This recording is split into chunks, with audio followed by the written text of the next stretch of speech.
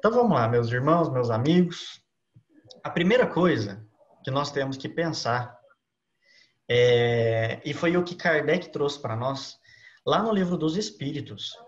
Kardec pergunta para os espíritos sobre essa entidade, sobre Deus, né? E a gente vai ver que é interessante. Deixa eu só organizar um negócio aqui. Tem algum áudio ligado?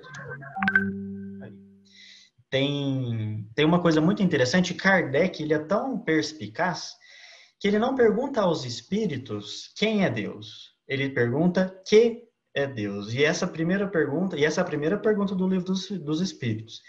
Isso aí já tem um caráter muito importante para nós. Essa mudança de quem para que já nos mostra que Kardec tira aquele conceito que nós, às vezes, colocamos de Deus, de um homem, né, de um ser como nós, com as nossas falhas, com as nossas dificuldades, que se assemelha a nós, que às vezes nos perdoa, e se nos perdoa porque se sentiu ofendido em algum momento. Deus não tem nada disso.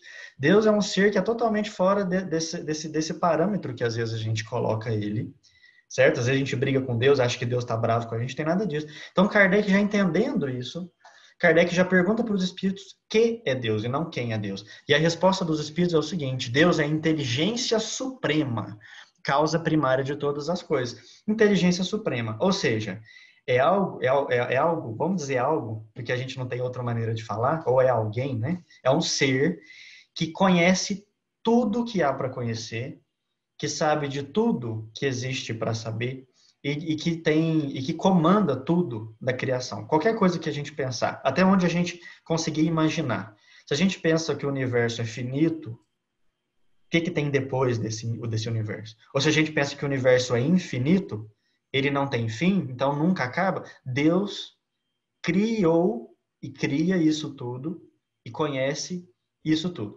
Então, quer dizer, a gente não consegue entender Deus. A gente não consegue, dentro da nossa pequenina mente, englobar o que é Deus. Porque nós somos seres materiais tridimensionais, quadridimensionais, porque nós temos o tempo também, né? Depois a gente fala sobre isso. Então, Emmanuel, lá no livro Pão Nosso, ele vem falar para nós o seguinte: Deus é a mais elevada concepção de Deus que podemos abrigar no santuário do Espírito, é aquela que Jesus nos apresentou. Como é que Jesus trata Deus para nós? Jesus fala de Deus como Pai. Como Pai. Essa é a melhor definição que nós podemos ter, tá? Nos revelando Pai amoroso e justo. E não é qualquer pai. Não é aquele pai que abandona, não é aquele pai negligente, não é aquele pai que maltrata, que castiga, nada disso. É o Pai amoroso e justo. E talvez essas sejam as duas palavras mais poderosas, vamos dizer assim, para explicar o que é Deus. Amor e justiça. Amor e justiça, engloba tudo, amor e justiça. A espera dos nossos testemunhos de compreensão e amor. A espera dos nossos testemunhos. Então aqui já tem um ensinamento muito grande também, que Deus é aquele Pai amoroso e justo, mas não é aquele Pai que te dá as coisas de mão beijada, que simplesmente fala assim: meu filho, te criei perfeito, seja feliz para sempre. Ia ser muito simples, a gente não teria mérito nenhum em sermos criados totalmente perfeitos e felizes, sem nenhum desafio, sem nenhum crescimento, sem a necessidade disso. Nós temos que enfrentar os desafios. O crescimento, a evolução é nossa. Nossos testemunhos de compreensão e amor. Então é isso que é Deus. Muito mais do que isso, né? Aí esse é o princípio do que nós vamos falar. Tudo bem até agora? Todo mundo? Tudo bem? Eu tô vendo, deixa eu ver. Oi, diga. Alguém gostaria de falar? Não? Ótimo. Então vamos continuar. Existência de Deus. Então, onde é que a gente pode encontrar a prova da existência de Deus? Né? Kardec também fez essa pergunta, a pergunta 33. Bom, mas se Deus existe, a gente, né, os espíritos estão falando que Deus existe, mas tá, eu sou uma pessoa, eu sou da ciência, eu quero prova. Kardec era cientista, ele pergunta, tá, mas onde é que a gente vai buscar essa prova? Será que alguém consegue provar a existência de Deus? Será que algum dia a nossa ciência vai provar a existência de Deus? Complexo, né? Com certeza, por enquanto, não. Mas a resposta dos espíritos ela é fantástica, olha só. Num axioma que aplicais às vossas ciências. Então, a gente usa, a base da nossa existência é a ciência, da nossa tecnologia, do nosso desenvolvimento, a gente usa a ciência para tudo. E na base da ciência, nós temos esse axioma que ele fala, né? Que é tipo como se fosse uma regra, uma lei, que não há efeito sem causa. Não há efeito sem causa. Se existe um quadro pintado por um artista, alguém tem que ter pintado, certo? Se qualquer coisa acontece, se eu movimento um objeto, eu tenho que aplicar uma força para que esse objeto se movimente. Tudo na natureza, todas as leis da física, todas as leis do universo, existem ações e reações, causas e o efeito que fez essa causa acontecer, tudo. Então, para o universo em si, a própria criação do universo, deve existir um efeito. É isso que os Espíritos estão dizendo para nós. Se a gente botar a nossa cabeça para funcionar e ficar refletindo e ficar tentar interiorizar isso, a gente vai perceber que isso é verdade. Procurar é a causa de tudo o que não é obra do homem, e a vossa razão responderá. Então, é necessário a ciência provar matematicamente, fisicamente a presença de Deus? A existência? Pode ser que até um dia isso aconteça, mas não é nem necessário, porque a nossa própria consciência já nos acusa isso. Mesmo aqueles irmãos que são ateus, que insistem em acreditar no materialismo, pode ter certeza que lá no fundo eles podem não chamar de Deus, mas existe a necessidade de atribuir a existência das coisas a alguma inteligência superior. Imagina só, gente, vocês já estudaram ciência? Quando lá na escola a gente vai estudar as células do corpo, as células que formam a planta, os animais, ou os seres microscópicos, né? A Laís estuda aí os nematóides do solo e vários outros micro-organismos.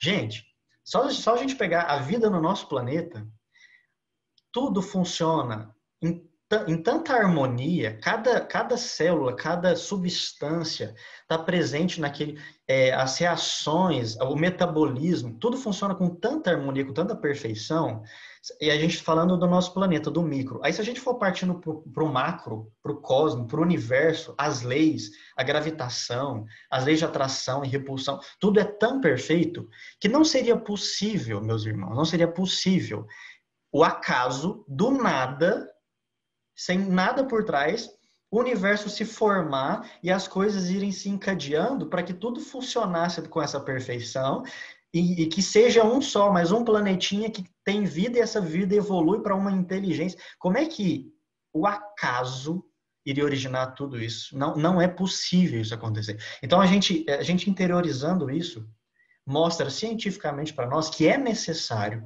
uma inteligência maior do que tudo isso, que tenha criado tudo isso com essa perfeição. A essa inteligência, a gente atribui a essa inteligência o amor também, a gente chama isso de Deus. Aí você pode chamar do que você quiser, desde que você entenda que existe essa entidade, que a gente chama de Deus. É isso que os Espíritos estão querendo nos dizer. E a gente vai lá no Evangelho segundo o Espiritismo. Em todas as obras da criação, desde o raminho de erva minúscula, é o que eu estava dizendo, e o pequenino inseto, até os astros que se movem no espaço. O nome se acha inscrito de um ser soberanamente grande e sábio. Por toda parte se nos depara a prova da paternidade e solicitude. É por isso que a vida é maravilhosa, porque se a gente entende isso, se a gente entende a presença de Deus nos micro detalhes da existência do universo, a gente passa a perceber que absolutamente nada da nossa vida está errado, é injusto, não está acontecendo por acaso, nada. Tudo, não, eu não estou falando que tudo é pré-determinado, que não existe escolha sua, não é isso que eu estou falando. Existe o livre-arbítrio, a gente decide o que a gente vai fazer e as consequências disso são de nossa responsabilidade. Mas o que eu quero dizer é que tudo está sob comando dessa inteligência, desse amor supremo, e ele não permite injustiças, maldades, enfim, tá? Isso que eu estou querendo dizer. E aí a gente vai para a natureza de Deus, certo? A natureza de Deus. Pode o homem compreender a natureza íntima de Deus? Será que a gente consegue, se a gente for analisando, entender o que é Deus de verdade? Não. Os Espíritos já são bem claros. A gente não consegue. É a mesma coisa que você tentar entender o infinito. Tenta entender o infinito. Tenta chegar lá no final do infinito. Você nunca chega. Deus está além disso. Deus criou o universo infinito. Então está além. Então a gente não entende. Falta-nos sentido para entender Deus. Quanto mais evoluirmos espiritualmente, quanto mais nos livrarmos da matéria, mais a gente expande a consciência, mais próximo de compreender Deus a gente fica. Então a gente imagina Jesus. Jesus é um espírito, daqui a pouco nós vamos falar sobre ele, é o espírito mais evoluído que a gente conhece. Ele tem uma intimidade com Deus muito maior do que nós, certo? Ao ponto de que ele, enquanto aqui na Terra conosco, ele falava, né? Deus e o Pai, eu e o Pai somos um. Somos um. Porque a intimidade energética de conhecimento, de amor é tão próxima, é tão grande, que são um. Chegaremos lá. Que é a próxima pergunta, né? Será dado ao homem um dia compreender o mistério de Deus, da divindade, quando não mais tiver o espírito obscurecido pela matéria? Aí a gente vai entender melhor Deus. E aí, para organizar esse pensamento, Kardec e os espíritos, né, eles dão alguns atributos para Deus. O que são atributos? São características intrínsecas que não dá para tirar. Então, o que é Deus? Deus é suprema e soberana inteligência. Não existe inteligência maior, conhecimento, enfim. Ele é eterno. Eterno no sentido de que não existe começo e não existirá fim. Isso é eternidade. A gente não compreende a eternidade. Não tente gastar neurônio para entender isso. Mas Deus é eterno, certo? Porque Deus, olha, Einstein já entendeu que tempo e espaço são relativos, espaço é matéria, tempo é matéria. Deus criou a matéria, portanto, Deus está fora do tempo, não existe tempo para Deus. Isso é ser eterno, não tem começo, não tem fim. O tempo não corre igual para nós, um segundo, depois outro, e não tem como voltar. A gente tá preso no tempo, Deus não está preso nesse tempo. Deus é imutável, é perfeito, portanto não tem mudança. Tudo aquilo que muda quer dizer que ainda está imperfeito, que não chegou em alguma harmonia. Deus não tem mudança, ele é perfeito. Deus é imaterial, tanto é que ele criou a matéria, não tem como o Criador ser a própria criatura. Deus é onipotente, quer dizer, não existe nada mais poderoso, grandioso do que ele. Ou seja, o bem sempre vence o mal, porque Deus é onipotente. Ele é soberanamente justo e bom, como nós já comentamos, amor e justiça. Ele é infinitamente perfeito e ele é único. E aqui vou fazer uma pausinha aqui para te falar um pouco mais sobre isso. E é importante a gente entender que Deus é único. Lembra das antigas religiões politeístas? Que existem muitos deuses, vários deuses. Então, a gente não pode entender Deus, na verdade, como vários deuses. Deus tem que ser único, porque ele é perfeição. Se ele é perfeição, ele é completo. Se existisse outro exatamente completo como ele, os dois seriam exatamente idênticos, portanto, seriam um só, uma coisa só. Então, não existem dois deuses. Ele é um só, não tem ninguém igual a ele. Deus é um só, único, tá? Beleza, vamos para frente por causa do nosso tempo. 7h30, quer dizer, faltam 2 minutos. A providência divina. A providência, então, é a solicitude de Deus para com as suas criaturas. O que quer dizer isso? Deus está cuidando de nós, está atento a nós a todos os instantes. A gente não tem capacidade também de entender isso. Como é que um ser, que é esse ser... A gente, às vezes, não consegue cuidar dentro da nossa vida, né? Imagina, quando a gente tem filho, você quer cuidar da sua vida, da vida do seu parceiro e dos seus filhos. Você não consegue. Imagina Deus cuidando de todos os espíritos do nosso planeta. Encarnados são 7 bilhões. Emmanuel diz que desencarnados são cerca de 30 bilhões. Estou falando só do planeta. Deus cria e é responsável e ama todos os seres do universo, dos universos, de toda a criação. São infinitos seres, infinitos, incontáveis. Deus ama e conhece a todos. Então a gente não consegue entender essa solicitude. Ele está em toda parte. João Evangelista, ele fala que Deus é amor e que nós estamos mergulhados no pensamento de Deus. Nós estamos mergulhados no pensamento de Deus. Então, quer dizer, Deus está aqui em todos os lugares, né? Por toda parte se depara a prova da paternal solicitude. E cego é aquele que não reconhece nas suas obras, orgulhoso aquele que não te glorifica, ingrato aquele que não te rende graças. Então tenhamos respeito por esse nosso Pai, amor profundo por esse nosso Pai, porque ele não é igual a gente que fica magoadinho, não nada disso. Ele nos ama profundamente e acompanha a nossa existência com muito amor. O universo inteiro vive mergulhado e penetrado no fluido cósmico e vivificador que dimana da mente paternal de Deus. Irmão Áureo falando, olha que bonito, né? Que poético. Estamos mergulhados, então, nessa mente do nosso Pai. Existimos e evoluímos para conhecê-lo. Nosso objetivo, então, é sermos felizes, né? E aí nós somos, como espíritos, impulsionados, como se tivesse um imã natural da nossa existência que nos impulsiona para Deus, que nos impulsiona para o amor. E esse amor nós lemos como busca da felicidade. Nós buscamos a felicidade. O que traz felicidade para nós? A consciência tranquila, sermos boas pessoas, amarmos os outros. Então é natural que a nossa própria consciência nos carregue para a felicidade e, consequentemente, para esse Deus. Então nós somos atraídos para esse Deus. E isso é evolução, por isso que a gente como espírito evolui. O caminho da evolução é sempre para frente. A gente não volta. A gente pode ficar parado. Se a gente quiser, a gente para. Mas o que a gente aprendeu, o que a gente conquistou como espíritos, a gente não retrocede. Nós vamos para frente, porque Deus nos chama sempre para frente. Então, o que os espíritos nos pedem? Né? Que a gente adore esse Deus, não no sentido de nos colocarmos inferiores, ou não no sentido de ter medo, né? Medo de Deus, medo da punição, não.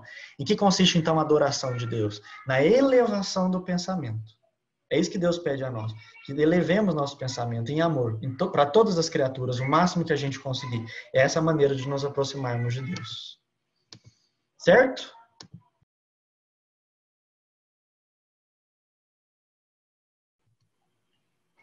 Então, você já pode... Isso. Então, aí a gente tem a primeira revelação, né? Que foi Moisés aí, com os 10 mandamentos, que trouxe aí toda uma organização necessária na época, né? Que realmente tinha essa questão ainda do... Espera um pouquinho, gente. Tinha ainda essa necessidade de algumas normas um pouco rígidas, né? Que ainda não se falava muito dessa questão do amor. Então, houve esse momento aí dessa primeira grande revelação, que foi os 10 mandamentos, né? Pode passar, hein, Lucas? Eu não tenho noção desse tempo, não. Acho que eu preciso correr, né? Aí vem, então, o século da Boa Nova, né? Que é a esfera do Cristo, que se aproxima da Terra. Nessa vibração aí profunda, né? De amor. Então, Jesus, esse espírito aí que a gente não tem condições de imaginar. Você estava ouvindo o Lucas falar de Deus. Jesus, nós não conseguimos entender, imaginar a grandiosidade do Cristo, né? Que esteve aqui, imagina de Deus, né?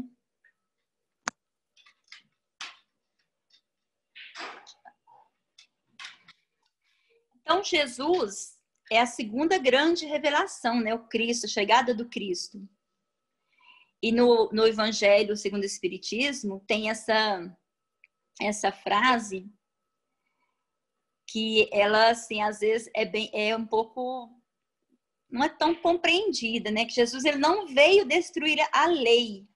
Isto é, a lei de Deus. Ele veio cumpri-la. Isto é, devolvê-la, dar verdadeiro sentido e adaptá-la ao grau de adiantamento dos homens. Então, quando Cristo chegou, até hoje ainda, né, conhecia, e ainda tem muitas pessoas que têm que conhece, né, que cultiva esse Deus que castiga, né, esse Deus que pune. E Jesus veio trazer esse Deus do amor, né, esse Pai que tudo ama, que tudo cuida, né? Pode ir, querido. Então, o Cristo, ele foi o iniciador das mais puras, das mais sublime moral, da moral evangélica que há de renovar o mundo, aproximar-se homens e torná-los irmãos. Então, eu fico imaginando quando Jesus começou a sua caminhada, né? Que foi uma caminhada em termos de tempo, né? Curta, porém profunda, né? De grandes ensinamentos, quando ele inicia, então, a falar desse amor, né? Desse acolhimento, desse cuidar dos doentes, trouxe-se uma transformação profunda, né? Em todo o universo, em todo o planeta, com a sua energia de luz, de amor. Pode ir. E aí vem falar de onde Cristo veio, né? Dessa comunidade de espíritos puros. Então, reza as tradições do mundo espiritual que na direção de todos os fenômenos do nosso sistema existe uma comunidade de espíritos puros e eleitos pelo Supremo do Universo, em cujas mãos se conservam as rédeas diretoras da vida de toda a coletividade planetária. Olha como Deus, ele é grandioso, né? Então, ele permite que espíritos que já evoluíram, que já chegaram nessa pureza, né? nessa comunidade de espíritos puros, venha cuidar dos planetas, né? E quem cuida do nosso planeta, então, é o Cristo. Então, existem outros Cristos que a gente não conhece, mas que existe, que cuida de outros planetas. E o nosso é esse Jesus, né? Que vem com todo esse amor, com toda essa luz, com todo esse carinho por todos, principalmente, né, estendendo a mão a esses que mais sofrem, nos ensinando que quem precisa de médico, né, são os doentes. Então, são os nossos irmãos mais necessitados, né? A gente precisa estender as nossas mãos, amar esses irmãos, né?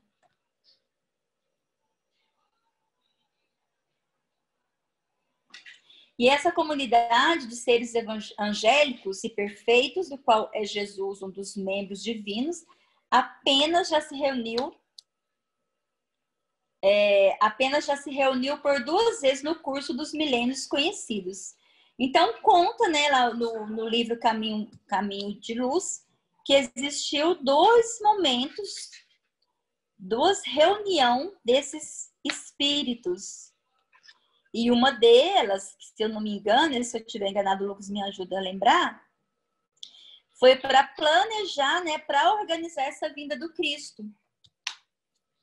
Eu imagino, aqui agora é uma opinião minha, que para esses espíritos aproximar da Terra, né, conta, né, acho que é no livro Brasil, Coração do Mundo, Pátria do Evangelho, eu acho que é muito difícil para esses espíritos de grande luz, de uma pureza, se aproximar do nosso planeta, né? Por tamanha as energias inferiores. Então, para que esses espíritos venham, há uma dificuldade também muito grande para que eles adentrem o nosso planeta por causa dessa densidade de energias negativas que ainda se encontra aqui, né? Eu acredito também que por isso ter reunido muito mais vezes, né?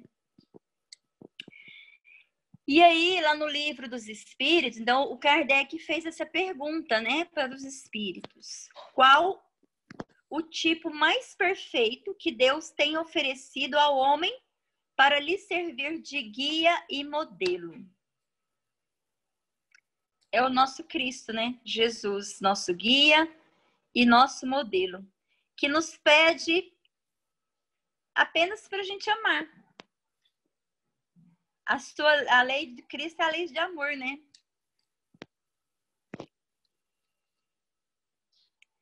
E a missão de Jesus? Então, Jesus, ele foi enviado por Deus, ele foi apresentado, ele foi a representação do Pai junto ao rebanho de filho, transviado do seu amor, da sua sabedoria. Então, Jesus é esse filho que teve, né, esse espírito que já teve essa evolução tão reta, que essa presença, né, essa representação de Deus, desse amor paterno, desse amor imenso que é o nosso Deus, né? Então Jesus, ele vem trazer essa representação do amor de Deus aqui na Terra. Me fala do horário aí, Lucas, porque eu não olhei que hora que eu começar. Jesus, cuja perfeição só perde na noite tão pequenininho. Jesus, cuja perfeição se perde, imperscrutável das eras, personificando a sabedoria e o amor, tem orientado o desenvolvimento da humanidade terrena, enviando seus iluminados mensageiros em todos os tempos. Vem lhe fornecendo a ideia da sua divina origem, o tesouro das concepções de Deus e da imortalidade do Espírito, revelando-lhe em cada época aquilo que sua compreensão pode abranger. Então, olha que lindo, né? Essa presença do Cristo aí cuidando, né, do desenvolvimento da humanidade terrena, enviando vários mensageiros, tanto desencarnados quanto encarnados, para nos ajudar, né, para ajudar na evolução dos espíritos queridos, né, que estão aqui nesse planeta. Nós, né, temos todo esse amparo aí para a gente conseguir evoluir. Pode ir. Geise. Você viu o horário, querido? Oi. Foram 12, 13 minutos. Só fazer um comentário antes de você falar de Maria. Isso que você falou tão bonito, né, pessoal? Então, olha só, porque tem que ficar bem claro para nós que Jesus é o espírito mais elevado espiritualmente que nós conhecemos. Qualquer dos outros espíritos que são maravilhosos são mensageiros do Cristo. Buda, Lao Tse, Francisco de Assis, Madre Teresa de Calcutá, qualquer outro espírito, são espíritos grandiosíssimos, são espíritos que estão junto com o nosso Senhor Jesus Cristo no desenvolvimento e na condução do nosso planeta. Mas Jesus, não é porque nós somos cristãos e nos sentimos maiores do que os outros por acreditarmos em Jesus e estamos desvalorizando as outras religiões cristãs do mundo, nada disso. Mas a espiritualidade é muito clara. Jesus é o espírito governador do nosso planeta e o maior entre os maiores em termos de evolução e de amor.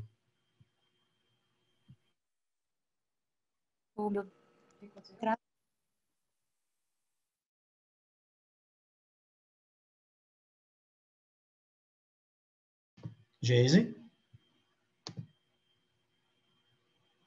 Cadê ela, gente? Caiu?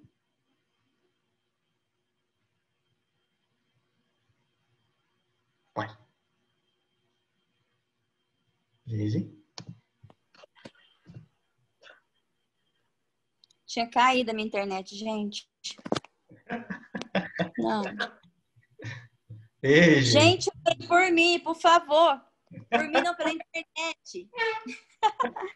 Nós estamos te ouvindo. Tava, né? Pois é. E é igual o Lucas falou, né? Todos esses espíritos grandiosos fazem parte da equipe de Jesus, né? Porque ele vem não sozinho, tem toda uma equipe. E assim, tem uma história muito linda que daquela, não me lembro agora, Lucas, mas daquela equipe que vem com Francisco de Assis. Como que chama os 200, não sei o que lá? Você lembra do livro que fala sobre isso? Que toda uma equipe que vem antes... Da Galileia? Vem depois de Jesus, né? São os 200 da Galileia, né? Isso. Então, a gente tem, assim, uma imensidão de espíritos, né? Assim, de uma evolução enorme que vem antes, vem durante, vem depois para auxiliar o Cristo. Mas Jesus, igual o Lucas falou, é o evoluído de todos, né? Por isso ele é o governador do nosso planeta. E Maria?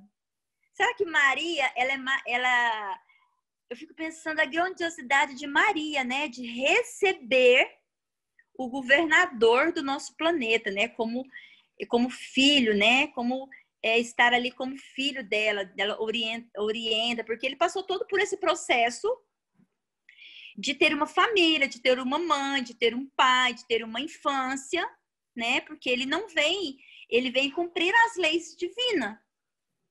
Então ele passou por todo esse processo. E essa mulher, sim, esse espírito, né, Maria, com um espírito também extremamente evoluído, porque para passar para receber esse Cristo, né, um espírito crístico, e para passar por essa experiência que ela passou de ter o filho, de uma iluminação enorme, de uma de um caminho muito lindo, porém teve momentos terríveis, né? De muito sofrimento, tinha que ser um espírito muito evoluído, né? Então, Maria é também esse espírito grande, né? Aí, tanto é que ela tem um papel ainda lindo aí, né? No plano espiritual de amparo para as mães. Eu acho que foi você que falou na quarta-feira, Lucas, acho que alguém falou de que as mães, que os filhos que são assassinados, tudo mais, que ela sempre atende, assim, como se fosse diretamente já ela atender. Foi você que falou sobre isso? Não, Fê, não, mas a gente sabe que tem espíritos suicidas também, né? Ela tem um papel direto com os espíritos suicidas no acolhimento. Geise, você deve saber, mas eu queria comentar, essa imagem que a gente está vendo aí de Maria é uma narração de Emmanuel, através da psicografia do Chico Xavier, que é uma das mais cristalinas que a gente conhece.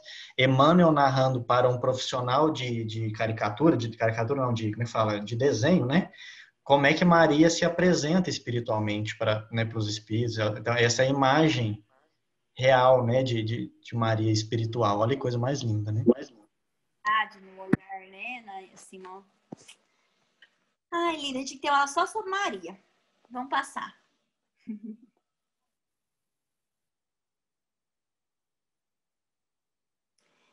E aí vem, então, quando Jesus começa, né, os seus ensinos aí. E tem os bem-aventurados, os que são brandos, porque possuirão a terra. Bem-aventurados, os pacíficos, porque serão chamados filhos de Deus. Esses bem-aventuranças, né, que Jesus traz, mostra para nós que ele oferece, que ele Deus, né, das sofredoras, das pessoas que passam por dificuldades, as pessoas que sofrem, né, dos espíritos que ainda estão envolvidos, que ainda passam por esses processos sofridos. Sempre tem esse amparo, né? E se esse espírito passa por esses momentos, aproveitando então para melhorar, para ser sem se revoltar, sem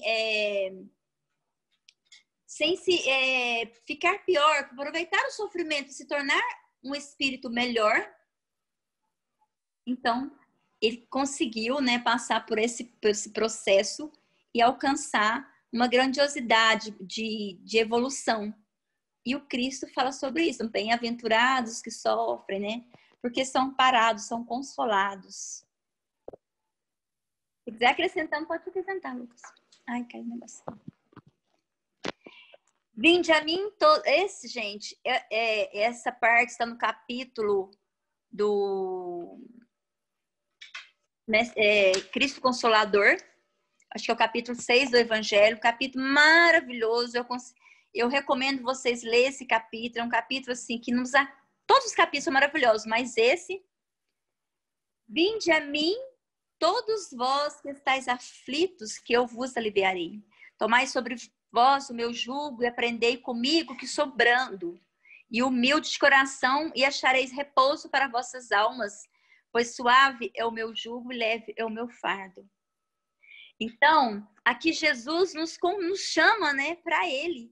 Você está aflito, você está cansado, você está doente, você está desesperado, vá até o Cristo, né? Busque Jesus por oração, por meditação, pelo trabalho prático, porque nós vamos ao Cristo também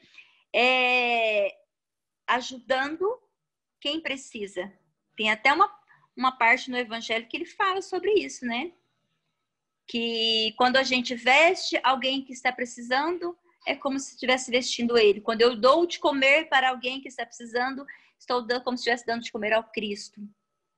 Então a gente recebe o amparo do Cristo não só por oração, mas principalmente, né, cuidando de quem também está precisando, que é a caridade, né? Fora da caridade, a gente não vai conseguir essa evolução, não vai conseguir estar bem também.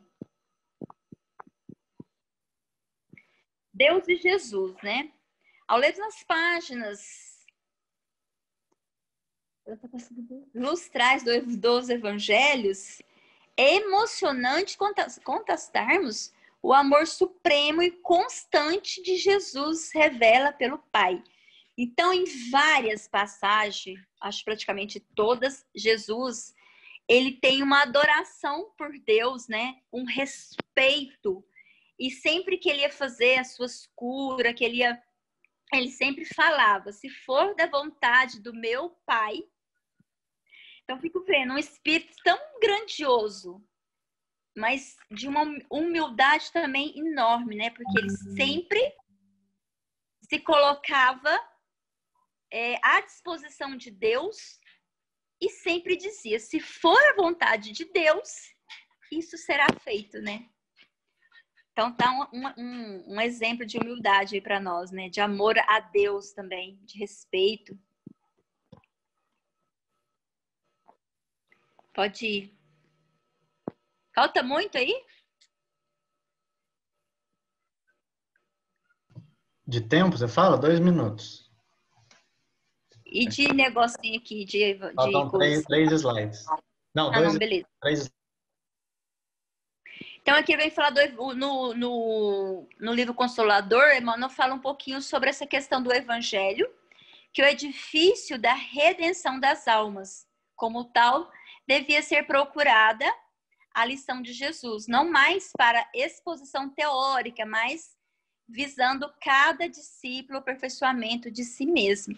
Então, a gente sabe que o Evangelho de Jesus, nós encontramos ali todo o consolo, todo o conforto, toda a sustentação que um espírito precisa, né, para se curar, para melhorar, para estar melhor. Mas não basta conhecer, não é o suficiente a teoria. Pelo contrário, eu preciso colocar em prática. Eu sei a teoria, mas se eu não colocar em prática, vai ser só letras, né? Vai ser só informações. Eu preciso, então, colocar em prática. Então, tem até aquela frase, se conhece o verdadeiro cristão pelas suas práticas, né? Pelo que ele faz, pelo que ele fala.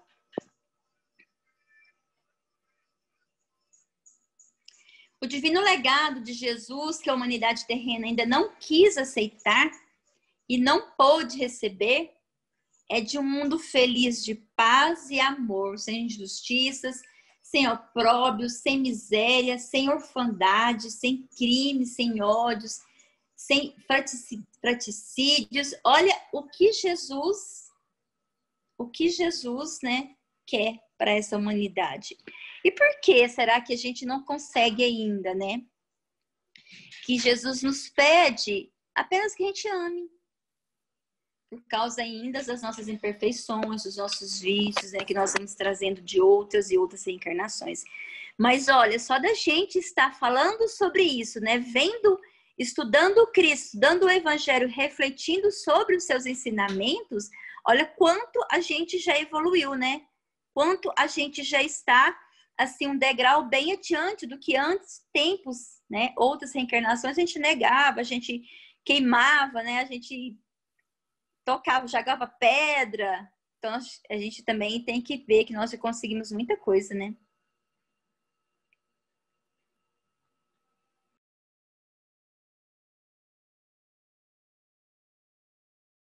Então, vamos lá, meus irmãos. Doutrina Espírita, então, a primeira coisa que eu quero comentar com vocês quero que você reflita. O que a doutrina espírita é para você? Como é que você chegou no espiritismo? Foi por curiosidade? Foi porque você já nasceu na família espírita? Foi porque você teve um sofrimento, uma dor, e você buscou auxílio, consolo, esclarecimento? Nós temos várias maneiras, né, do espiritismo chegar na nossa vida. É importante a gente lembrar, Kardec traz para nós lá no Evangelho segundo o Espiritismo, que o Espiritismo é a ciência nova, então ele já traz como uma ciência, que vem revelar aos homens por meio de provas irrecusáveis. E essas provas irrecusáveis, elas estão no próprio raciocínio que a doutrina nos traz, tá? A existência e a natureza do mundo espiritual e as suas relações com o mundo corpóreo. Então, olha só, o Espiritismo ele é uma religião, mas atrelado a essa religião, É também uma ciência porque trata de questões racionais, de pesquisas, de metodologias, e também é uma filosofia porque nos faz pensar sobre a nossa existência, sobre Deus, sobre de onde viemos, para onde vamos. Então, junta tudo isso em uma coisa só. Mas é uma religião. E como toda religião, ele nos leva para Deus, nos traz ensinamentos morais, certo? E tem duas grandes linhas importantes que o Espiritismo trata. Primeira delas, reencarnação. É uma das grandes diferenças entre outras religiões, entre outras doutrinas. Na verdade, todas as religiões têm o objetivo de trazer o homem para Deus, de fazermos pessoas melhores. Todas elas. E são ótimas nisso. Mas existem algumas diferenças existenciais entre elas, vamos dizer assim, que as torna diferentes, né? E às vezes até polêmicas entre umas e outras. O Espiritismo ele é polêmico entre outras religiões porque ele acredita na reencarnação. E ele também acredita na vida espiritual. Essas são as duas questões diferentes do Espiritismo. Além da vida espiritual, a gente também acredita e utiliza da comunicação com o mundo espiritual, certo? Do diálogo com espíritos, das informações, das influências. Então, é por isso que o Espiritismo às vezes é tão controverso diante de outras religiões. Depois a gente fala um pouco mais sobre isso. Mas como é que surgiu, então, o Espiritismo? Fenômenos mediúnicos, diálogo, conversa, comunicação com o mundo espiritual, tudo isso a vida inteira teve. Qualquer momento da história que você pegar para estudar, qualquer um, você vai ver relatos desse tipo de situação. Seja lá nos egípcios há 5.000 anos atrás, seja nos hindus há 7.000 anos atrás, enfim, sempre tem comunicação com o mundo espiritual. Então não foi o Espiritismo que inventou a mediunidade, inventou a comunicação com os espíritos. O Espiritismo ele apenas organizou isso metodologicamente e chamou isso de mediunidade, certo? Mas quando que surgiu então o Espiritismo? Vamos dizer assim, 300 anos atrás, cerca de 300 anos atrás, esses fenômenos mediúnicos mais intensos começaram a aparecer na humanidade de uma forma mais intensa, de uma forma mais presente.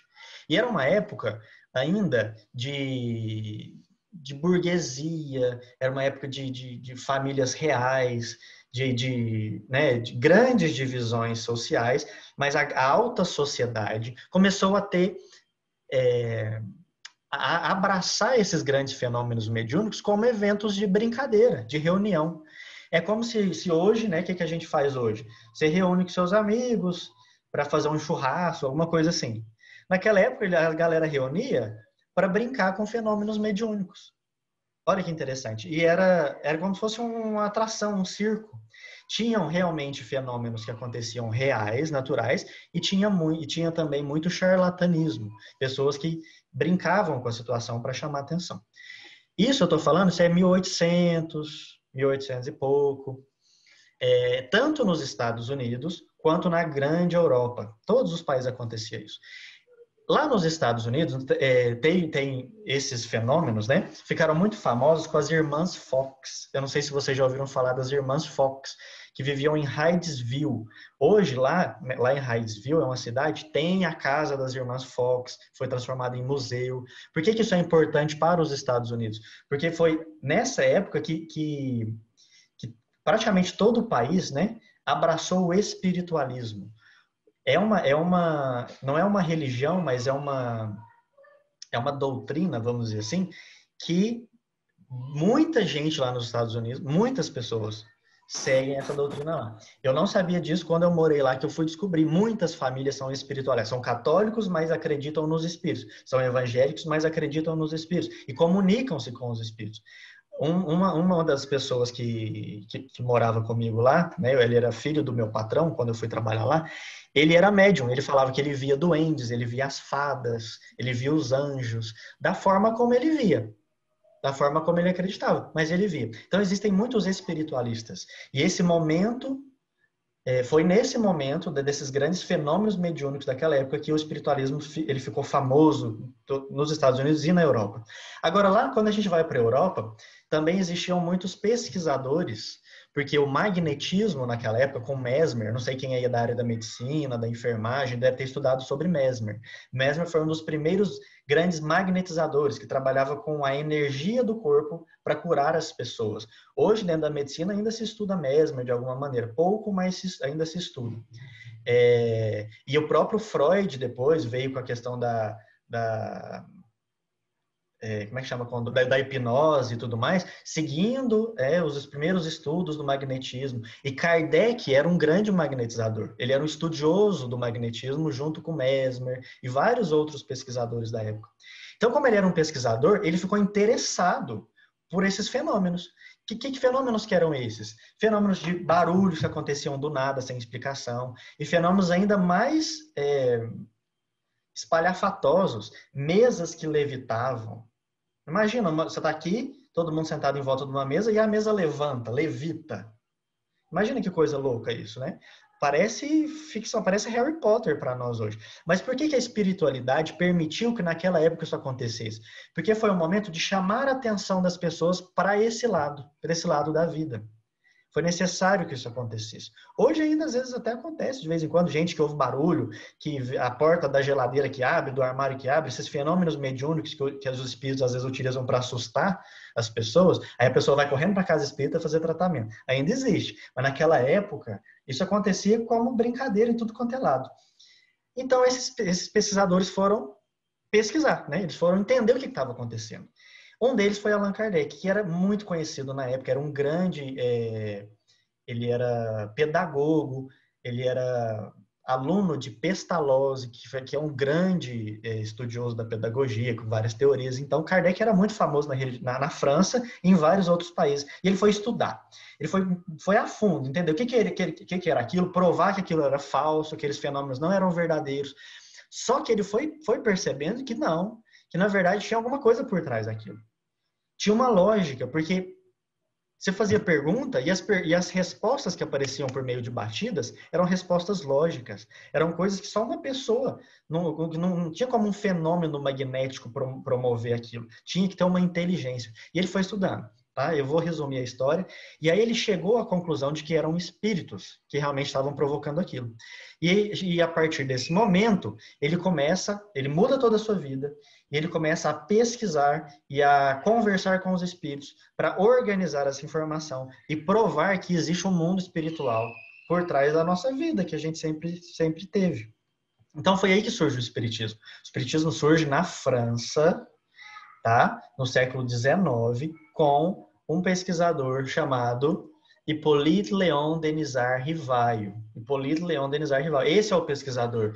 E ele passa a usar o nome Allan Kardec como pseudônimo, tá? Ele não chamava Allan Kardec, o nome dele era Hippolyte. Então ele usa como um pseudônimo para poder não influenciar o trabalho do espiritismo com o trabalho do pesquisador. Ele quis separar as coisas, né? E fez muito bem fazendo isso. Eu vou mandar para vocês depois os links dos vídeos complementares às aulas para vocês assistirem, para a gente não usar esse tempo agora, tá?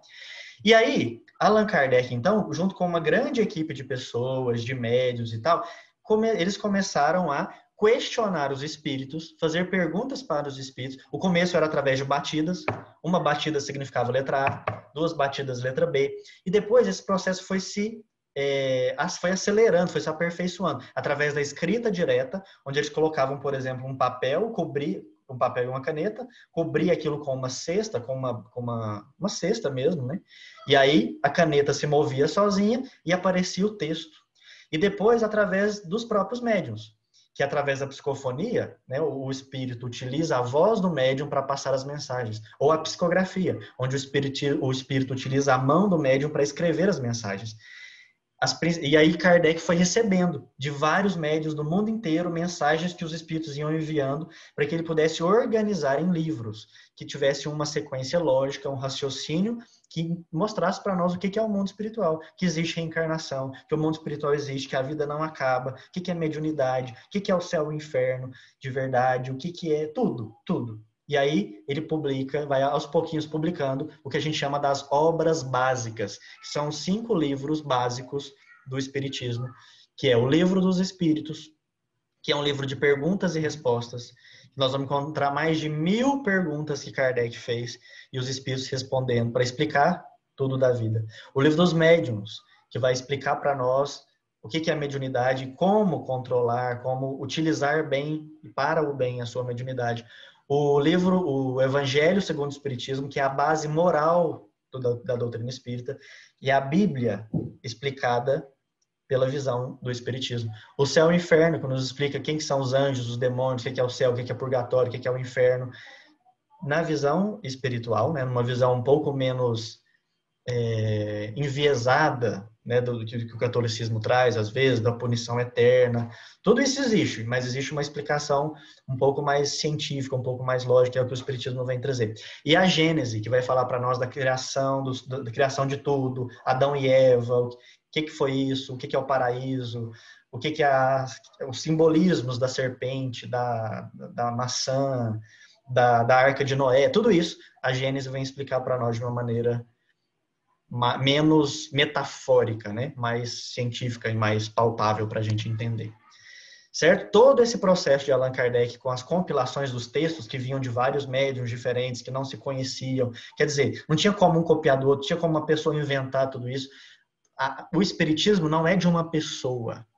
O Espiritismo não é criação de uma pessoa, de um grupo de pessoas. O Espiritismo, ele é conhecimento dos espíritos, que veio do mundo espiritual. E toda essa compilação, essa junção de conhecimentos, isso aconteceu durante esses 11 anos, de 57 até 68, que foi a primeira publicação, o Livro dos Espíritos, até a última publicação, que foi a Gênese. Tá bom? Aqui está a sequência das datas, que não é importante vocês decorarem nada disso, só para saber. Passando aqui para frente, eu falei, né, que o Livro dos Espíritos tem mais de 1000 perguntas. Aqui a pergunta que eu faço é o seguinte: imagina tenta você criar uma pergunta. Faça você uma pergunta para os espíritos que seja relevante para a humanidade. Para a gente ter uma noção, tanto que é difícil você fazer uma pergunta, assim, você criar uma pergunta. Kardec fez mais de 1000 perguntas. Então, quer dizer, é um espírito preparadíssimo. Porque quando a gente lê os textos que o próprio Kardec escreveu, porque algumas coisas ele escreve para explicar o que os espíritos estão falando, Kardec ele tem uma lógica tão fantástica, ele tem um raciocínio, ele se desenvolve de uma forma tão maravilhosa. Ele é uma pessoa, assim, um espírito realmente muito preparado, que veio com essa missão, de trazer o espiritismo para nós. Que época que foi essa? Essa era a época do iluminismo, a época dos grandes artistas, poetas, dos grandes cientistas, dos grandes compositores de teatro, de música. Durante esse meio todo, ali aparece o espiritismo, porque era o solo fértil, era o momento adequado que a espiritualidade escolheu para que a humanidade recebesse, então, essa doutrina tão maravilhosa para nós, que nós consideramos, então, como ciência, como filosofia e também como religião. E aí a gente considera, não somos nós que consideramos, mas Emmanuel considera o espiritismo como a terceira revelação. O que é a terceira revelação? Nós temos Moisés, há mais de 4.000 anos atrás, com os 10 mandamentos, certo? É uma das primeiras vezes, assim, realmente na humanidade, onde a espiritualidade vai tentar organizar em leis a humanidade para que haja um progresso. Moisés vem e traz os 10 mandamentos para nós e cria todas as leis civis, que eram as leis aplicadas àquela sociedade daquele momento, que valem para aquele momento. Mas os 10 mandamentos valem para sempre. Amar, o que é? Senhor teu Deus, eu não lembro mais, né? Não matarás, não cobiçarás a mulher do próximo, todos aqueles que valem, obviamente, até hoje. A segunda revelação que Emmanuel considera é Jesus, que pela primeira vez vai falar realmente do amor. Amar ao próximo, que todos são semelhantes, que não existem escravos, que tanto o escravo quanto o Senhor são iguais, têm o mesmo peso para Deus. Jesus veio falar de amor pela primeira vez. Moisés, olho por olho, dente por dente, né? Mas existe uma regra, existe uma lei para começar a organizar a humanidade. Passam-se 2.000 anos.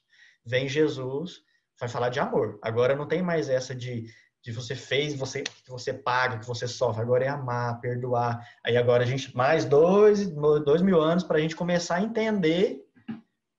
E Emmanuel traz para nós que o Espiritismo é a terceira revelação. Não no sentido de que o Espiritismo ele quer ser tão grandioso como Jesus, como Moisés, nada disso. Mas a base moral que o Espiritismo traz, de reencarnação, de que a vida continua, isso dá uma esperança para a humanidade, de que a gente precisa ser realmente bom, porque senão a gente tem consequência disso. O Espiritismo ele vem lembrar o que Jesus falou. Então, por isso que Emmanuel considera como uma grande terceira revelação. O Espiritismo surgiu em 1857. Nós não temos nem 200 anos de existência. O Espiritismo ele é um bebê em termos de doutrina, de filosofia, de religião, e mesmo assim, ele já tem uma importância tão grande na modificação do pensamento das pessoas. Então, imagina daqui a 500 anos, daqui a 1000 anos, ele vai tomar uma proporção porque é necessário que a humanidade conheça os seus ensinamentos para poder crescer, para poder evoluir.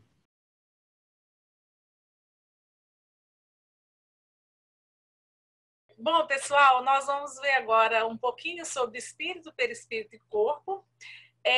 Lembrando aqui, né, que no Livro dos Espíritos é feito um questionamento aos espíritos sobre quais são os elementos gerais do universo. E é respondido que há dois elementos gerais, né, e são eles o espírito, Deus, espírito é matéria, e acima de tudo tem Deus. E aí, então, levando aqui em consideração que os espíritos, então, são o quê? A individualização do princípio inteligente. E a matéria, ela é a individualização do princípio material. Agora, como, quando, onde, de que forma que se operou, é desconhecido a todos nós, porque é difícil de compreender. Essa parte aqui, a gente vai falar, então, o complexo humano, ele é o homem, né? Ele é formado por 3 partes essenciais. Eu gostaria de colocar a imagem, que não vai dar tempo de passar o vídeo, depois a gente manda o link do videozinho, ele é pequeno, de 2 minutos, mas para tentar a gente visualizar aqui, gosto muito de imagens, né? A questão, né? O que viria a ser espírito? A gente vai falar detalhadamente do que é o espírito, do que é o perispírito e do que é o corpo. Mas, assim, em linhas gerais aqui, o espírito seria, a gente chama de alma, quando ele está encarnado, seria essa luz, uma chama, uma centelha. O perispírito, ele é o princípio intermediário entre o corpo e o espírito. Ele é um laço, ele é um elo que faz a ligação entre o corpo e o espírito. E o corpo, né, ele é a parte material nossa, que é análogo também à dos animais e é animado também pelo mesmo princípio vital. Então, a gente vai falar mais detalhadamente agora de cada um deles. O espírito, gente, antes de a gente falar um pouquinho aqui, lembrando que no Livro dos Espíritos tem uma questão, né? Foi feita uma questão perguntando o que é o espírito. Aí a resposta dos espíritos foi o princípio inteligente do universo. Qual que é a natureza íntima do espírito? Que fala que não é fácil de analisar o espírito com a nossa linguagem é pobre para isso. Então, para a voz, ele nada é, por não ser palpável. A gente é muito materialista, então fica muito difícil de compreender essa constituição do espírito. Mas para eles, os espíritos que estão lá em cima, principalmente os espíritos mais evoluídos, né, é lógico que é algo. E lembrando que não existe o nada e nenhuma coisa não é o nada. Então é importante a gente compreender que não existe o nada. O espírito é alguma coisa, sim. E aí é feita também uma pergunta, na pergunta número 88 do Livro dos Espíritos, pergunta se os espíritos têm uma forma determinada, limitada, constante. Se ele tem uma forma, como é que a gente pode imaginar o nosso espírito? A gente viu no slide anterior aquela luz. Aí os espíritos respondem. Para nós, eles, os espíritos, tem sim, mas para nós aqui encarnados não é possível compreender. Então, a gente pode imaginar o espírito como uma chama, um clarão, uma centelha etérea, ou seja, é uma luz, como a gente viu no slide anterior. Jesus dizia, tem essas passagens na Bíblia, né? Vós sois a luz do mundo, fazei brilhar a sua luz. Aí é perguntado também no Livro dos Espíritos se essa luz tem cor. Então, eles explicam que tem sim uma coloração, que para vós, né, para nós aqui, ela vai do colorido escuro e opaco até uma cor muito brilhante, qual a do rubi, por exemplo. Isso vai depender da evolução do espírito, né? Se ele é mais ou menos puro. Vai depender do desenvolvimento moral de cada ser. Então, é interessante aqui, que eu acho que é uma curiosidade também, normalmente, quando se faz explicação do espírito, colocam essa luz no rumo da cabeça das pessoas, porque é aqui que está a sede da inteligência do ser humano. Normalmente, quando a gente pensa em espírito, a gente vê essa luz no rumo da cabeça. Outro ponto são seres inteligentes da criação, né? Foram todos gerados por Deus. Nós somos a obra-prima de Deus. Os espíritos povoam o universo fora do mundo material. Então, os espíritos, eles constituem o mundo invisível. São individualidades inteligentes, incorpóreas, né? Que não têm corpo, e criadas por Deus. Foram criados todos simples e ignorantes. É muito importante a gente ter essa compreensão, porque se assim não fosse, como é que a gente poderia entender a questão da justiça divina? Então, Deus criou todos iguais, todos simples e ignorantes, certo? Isso é muito importante para a gente compreender. O objetivo final de todo espírito é alcançar a perfeição. Então, nós estamos aqui, a gente vem, encarna, desencarna, vem de novo, volta. Todo esse trajeto aí, o objetivo nosso é de alcançar, é da gente evoluir, de alcançar a perfeição. A vida espiritual é a vida normal do espírito. Então, às vezes, a gente... pela questão do materialismo, às vezes a gente toma que a nossa vida aqui que é a vida mesmo, né? Não é, a gente está aqui de passagem. A vida verdadeira, o nosso local verdadeiro é a pátria espiritual. A vida verdadeira é espiritual. Os espíritos são de diferentes ordens, conforme o grau de perfeição que tenham alcançado. Então, nós vamos ver agora aqui essa escala espírita, né? A gente tem aqui a terceira ordem, que nós temos 3 ordens, a terceira, a segunda e a primeira ordem. Na terceira ordem, que seria, se a gente pensar na pirâmide, eles estão lá na base, lá embaixo, nós temos todas essas classes aqui, ó, espíritos impuros, espíritos levianos, pseudo-sábios, neutros, batedores e perturbadores. Todos eles aqui estão nessa terceira ordem, onde há a predominância da matéria sobre o espírito. Então, os espíritos que estão na terceira ordem têm propensão para o mal ainda. Aí vem ali no meio da pirâmide, né, a segunda ordem, que são os espíritos benévolos, os sábios, os de sabedoria superiores. O que acontece nessa faixa aqui? A predominância do espírito sobre a matéria, o desejo do bem. E tem a última ordem, que fica lá no topo, né? Seriam os espíritos de primeira ordem. E eles são formados por uma classe única, que é chamada de espíritos puros. Onde Jesus se enquadra, né? Onde não há nenhuma influência da matéria, superioridade, há uma superioridade intelectual e moral absoluta com relação aos espíritos das outras ordens, certo? Agora a gente vai falar um pouquinho sobre o perispírito. O perispírito, o que ele é? Ele é um envoltório do espírito, ele é fluídico. O que vem a ser, né? Fluídico, ele é vaporoso, ele é diáfano e semimaterial. Normalmente invisível aos nossos olhos, certo? Mas ele pode acidentalmente se tornar visível, e mesmo até tangível, possível de tocar, como acontece no fenômeno das aparições. A gente ainda vai ter aula sobre mediunidades, os tipos de mediunidade que existem, a gente vai ver que isso é possível dependendo do tipo de médium que se fizer presente. Ele serve de ligação entre o corpo e a alma, que a gente falou, né? Ele é o laço que liga o corpo ao espírito. Subsiste além do sepulcro. Então, é importante saber que a gente tem um corpo material e um corpo etéreo, sendo que esse corpo etéreo nosso, ele é indestrutível, certo? Ele existia antes do nascimento e vai sobreviver após a morte, né? A morte do corpo físico. Tem extremo poder plástico. É o esboço sobre o qual se modela o corpo. modifica-se sob o comando do pensamento. Acho que é difícil ficar detalhando isso daqui, mas vamos pensar num espírito superior. Ele pode, sim, ele pode ter o formato nosso, né, de ser humano, mas se uma pessoa acredita, por exemplo, em anjo, ele pode vir e se moldar com asas. Então, assim, ele tem esse poder plástico de se modificar. Modifica-se com o comando do pensamento. O progresso mental garante a renovação do perispírito. O perispírito, gente, ele é intermediário de todas as sensações que o espírito recebe. Aí aqui tem, do corpo para o espírito, ele transmite as sensações.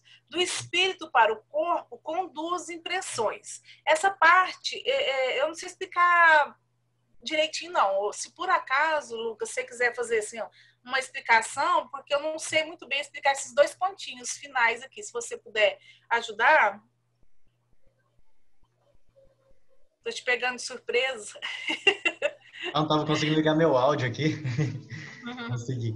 Então, pessoal, ele está dizendo o seguinte: do corpo para o espírito, ele transmite as sensações. Tudo que a gente sente no corpo, chega no espírito. O espírito interpreta, passa pelo nosso cérebro, que interpreta fisicamente e chega no espírito. Do espírito para o corpo, ele conduz as impressões. Por exemplo, aquilo que a gente sente, aquilo que a gente gosta, aquilo que a gente não gosta, aquilo que a gente quer. Tudo isso é do espírito, certo? Parte do espírito se manifesta no corpo. O que a gente vive na terra, a gente sente no corpo e transmite para o espírito. É isso que ele está dizendo. Tá bom, muito obrigada. Gente, uma parte também que eu acho muito interessante, quando fala que é como o nosso perispírito, é como se ele fosse um computador, só que muito, muito mais sofisticado. Guardando nele, é no perispírito que é guardado toda a nossa história evolutiva.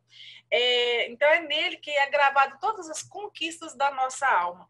E uma outra curiosidade, no livro intitulado A Doutrina Espírita, está na página 43, São Paulo diz que o perispírito dispõe de sentidos próprios, mais poderosos que do corpo físico. Aqui, né, encarnado, nós temos 5 sentidos. No entanto, quando a gente desencarna, o perispírito ele tem muitas outras sensações, ele tem outros sentidos que para nós, assim, encarnados, isso é desconhecido. Então, descreve-se, né, que esses outros sentidos podem nos proporcionar gozos, como também dores muito superiores do que aqueles que a gente conhece aqui encarnado. Então, assim, é interessante isso, acho que é uma curiosidade interessante de falar. E corpo físico, né? O corpo físico, ele é um invólucro que reveste o espírito para realizar sua missão na Terra para a execução do trabalho necessário para o nosso adiantamento. Então, aqui é como se fosse uma casca, né? Uma casca que está, mas só que não é uma casca qualquer, né? É um empréstimo que Deus nos faz. A gente tem que dar muito valor, porque é um instrumento pelo qual a gente utiliza para a gente poder evoluir, para a gente poder aprender. Então, ele é o domicílio temporário ao espírito, que através dele adquire experiências, aprimora aquisições, repara erros e sublima aspirações. É também o sublime santuário, super maravilhas uma das super maravilhas da obra divina, né? Como eu falei, é a obra-prima de Deus, uma das obras-primas de Deus. A bênção de um corpo que mutilado ou disforme na terra é como uma preciosa oportunidade de aperfeiçoamento espiritual. Isso que é muito importante, gente, independente de como for o físico, se você está bem, se você é saudável, se você não tem uma perna, não tem um braço, se você tem problema mental, seja o que for, o corpo, ele é muito importante para nos auxiliar nessa nossa evolução. Então, independente da forma como a gente vem, vamos valorizar muito essa questão do nosso corpo físico, que ele é um instrumento que nos serve. E também ele é o primeiro empréstimo recebido pelo Espírito trazido à carne. É um instrumento, né, para a nossa evolução espiritual, por isso a gente tem que cuidar muito da questão da nossa saúde e segurança física. Acho bonito, tem uma frase que fala, é o templo onde poderemos adquirir a saúde eterna do espírito. Às vezes a gente se preocupa tanto com o corpo, né? Eu tô doente, eu tô isso, mas assim, a gente tem que preocupar verdadeiramente com a saúde do nosso espírito. Então a gente, quando está aqui encarnado, pensar nessa questão que o corpo está nos servindo vindo para nós curarmos a nossa alma de todas as nossas imperfeições. Viu, Laís? Então para de reclamar que você é baixinha. Você tem o corpo que você precisa. O corpo que nós temos, ele é perfeito, é o que a gente precisa. Então, até agora, de modo geral, o homem não tem sabido colaborar na preservação da sublimação do castelo físico. Enquanto jovem, a gente paga as possibilidades de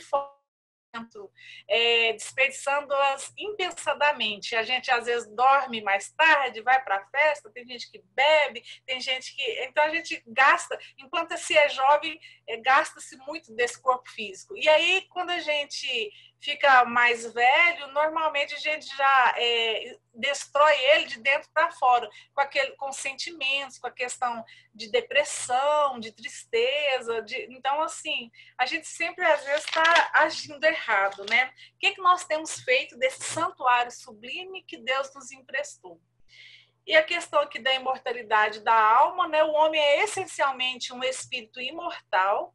O espiritismo, que era uma questão de fé, passou a ser um fato comprovado, como vocês viram aí pela explanação do Lucas, né, da doutrina espírita, quando Allan Kardec compilou tudo isso, aí assim ficou comprovado, porque é algo que foi falado em diversos diversos lugares, e assim foi possível atestar essa questão do nosso espírito, da nossa vida além túmulo.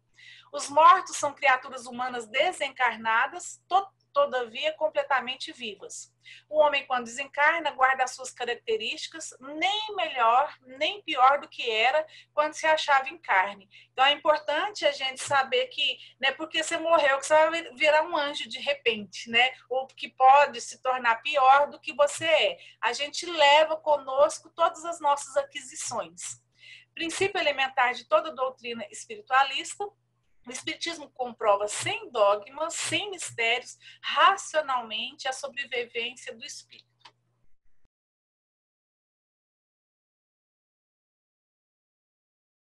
Então vamos reencarnar? Vamos lá. Aí aqui eles conceitos, né, sobre a reencarnação, começando por Jesus.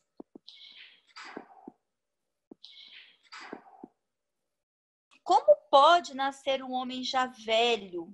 Pode tornar a entrar no ventre de sua mãe para nascer segunda vez? Então, essa é uma das várias conversas que Jesus tinha, né?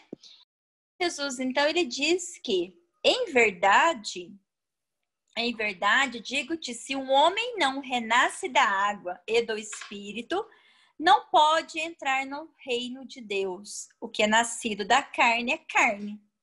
Ou seja, o corpo é corpo, ficou na terra, né? E o que é nascido de espírito é espírito. Então, o espírito, ele retorna, mas o corpo permanece. Porque a dúvida do Nicodemos era, mas como é que eu vou nascer de novo? Eu já sou um homem, como é que eu, né? Como que vou adentrar no ventre da mãe? Como vai acontecer isso? Aí Jesus explica para ele que, na verdade, quem renasce é o espírito, né? Em outro corpo. Jesus usou essas palavras, né? Mas o espírito retorna. O corpo não. Até acho que na outra aula a gente conversou um pouco sobre isso, de algo que ainda tem algumas religiões que acredita, né? Que quando a pessoa morre, fica esperando o juízo final. Inclusive, num dos livros do André Luiz, se eu não estou confusa com o nome, é o Mensageiros. Existem espíritos, então a pessoa acredita que ela vai morrer, desencarnar, né? Desencarnar, morrer mesmo, e ficar lá dormindo. E quando o espírito chega no mundo espiritual, é o que ela acredita. Então, permanece também, e conta no livro que tinha umas câmeras, né? Umas câmaras com aquele monte de espírito dormindo, porque eles acreditavam nisso. Então, aí tinha todo um processo de passe, para que esses espíritos acordem e que entendam que não é bem assim. É nesse livro, Lucas, você lembra? É, né? Então é E cuidado lá com o nos que a gente... mensageiros. É mensageiros, né? Mensageiros. Isso. Ficam dormindo por muito tempo. Aham. E é lá que tem a prece de Ismalha, né? Nesse momento. Ismalha, que é um espírito elevadíssimo, vai até lá, ele faz uma oração, conta das Cai... luzes, né? Que vão caindo com formatos de diversos tamanhos e cores, caindo sobre os irmãos dormindo, e eles vão acalmando aqueles pesadelos que eles têm, né? Maravilhoso o livro. Sim. Maravilhoso mesmo esse livro. Pode passar aí. E aí agora vem falar então do conceito do Allan Kardec, né? De o que é reencarnação. E aí traz essa imagem de vários desses livros que traz essas informações também. Então, segundo Allan Kardec, a reencarnação é a volta da alma ou espírito à vida corpórea, mas em outro corpo, né? Que foi o que Jesus falou com outras palavras, especialmente formado para ele e que nada tem em comum com o antigo. Tanto é que, por exemplo, hoje eu estou num corpo feminino, o espírito passa por esses processos, um corpo, né, feminino ou masculino. Eu posso reencarnar em outro país, né, com um corpo completamente diferente. Então, é diferente do corpo anterior. Mas mais à frente a gente vai ver o que vai fazer com que essa forma desse corpo, né? Como que vai acontecer isso? O Leon Denis, lá no livro Problema da Dor e do Destino, problema, é tão pequenininho essas letrinhas, do ser, do destino e da dor. A alma, eu tenho que fazer, eu tô pondo um zoom para mim ler, porque acho que eu óculos. A alma, depois de residir temporariamente no espaço, no caso, no mundo espiritual, né? Ela renasce na condição humana, trazendo consigo a herança. Então, o espírito ele vai renascer, mas ele traz toda aquela herança que foi construída no decorrer de outras reencarnações. Essa herança é dinheiro? Não, gente, não é. São os valores, né? São o que nós construímos em termos de valores, de vícios. É isso que são essas heranças, né? São heranças boas ou má, que foram construídas no passado. Renasce criancinha, reaparece na cena terrestre para representar um novo ato do drama da vida, né? Como se fosse aí um teatro, né? Como se fosse aí uma representação. Pagar as dívidas que contraiu, então, gente, ó, tem jeito, tem que pagar as dívidas mesmo. Então, paga agora o que tem que pagar, porque quando voltar, volta com menos dívidas, né? Pode passar.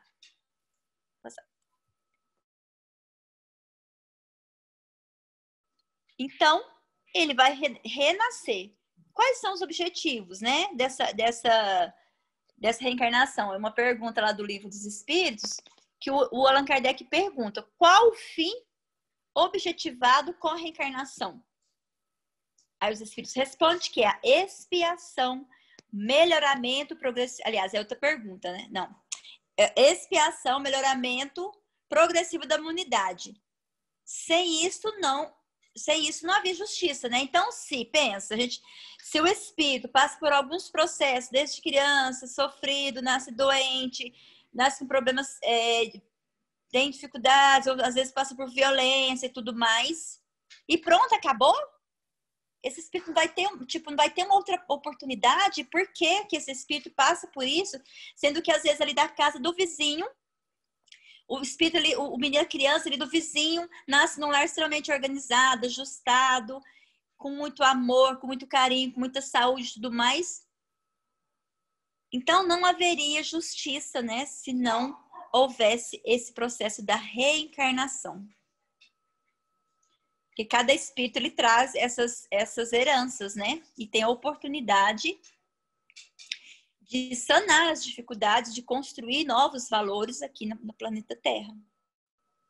Então, todos os espíritos eles tendem para a perfeição.